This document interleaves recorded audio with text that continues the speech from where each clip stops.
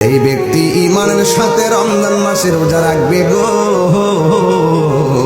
আমার আল্লাহ রাব্বুল আলামিন রোজাদারকে এত ভালোবাসে, যারা রমজান মাসে ঈমানের সাথে সওয়াবের নিয়তে রোজা রাখবে, আমার আল্লাহ তার পূর্বের পরের সব গুনাহগুলো মাফ করে দিবে। আল্লাহু আকবার।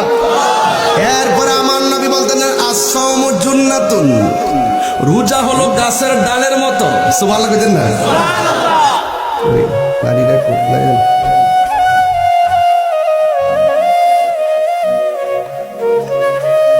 মোবাইলটা দেখতে পারি দেন না, দেন না।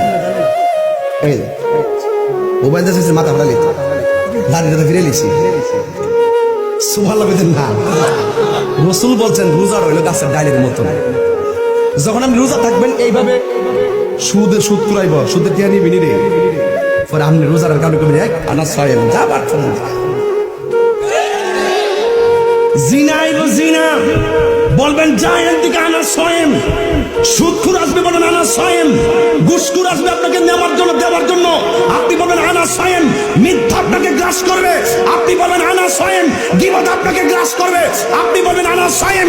এবং চুগলখুর আপনাকে গ্রাস করবে, আপনি বলবেন আনা ছয়েম। এই যে রাসূল বলছেন আস-সাওমু জুন্নাতুন, রোজা হলো গাছের ডালের মতন।